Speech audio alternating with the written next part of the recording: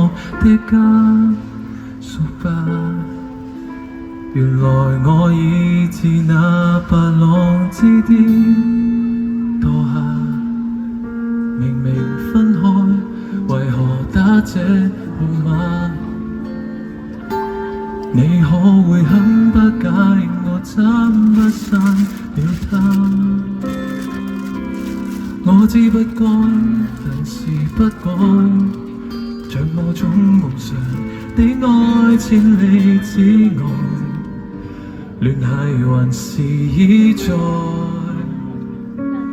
有沒有一絲半秒傷悲？要是我今晚異地斷離，問你可肯即夜趕搭通宵下機？有沒有一絲半秒歡喜？在無人以後來煩住你。若覺得將這責任加諸很離奇，是我自私今世最後騷擾的人兒，只想是你。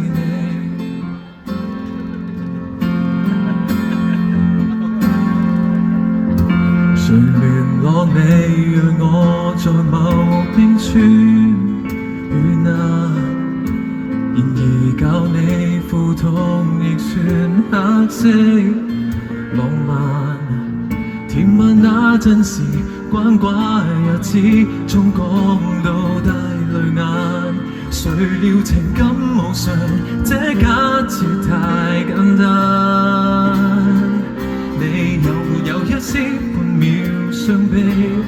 要是我今晚異地斷離，問你可肯即夜趕搭通宵下機？有沒有一絲半秒歡喜？才無人以後依伴你。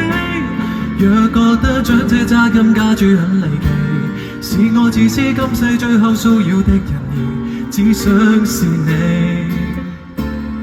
必須是你。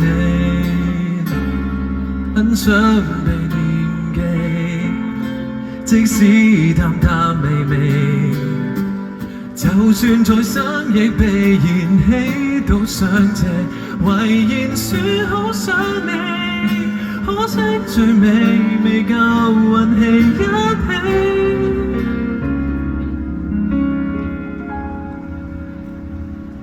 有沒有一絲？要是我今晚話到嘴邊打住，早變陌路人，常有幻想是大忌，這號碼應該長眠於手機，就算死亦別再騷擾你。若覺得這惡作劇真的很頑皮，在告別式給我帶淚奔喪的前任，只想是你。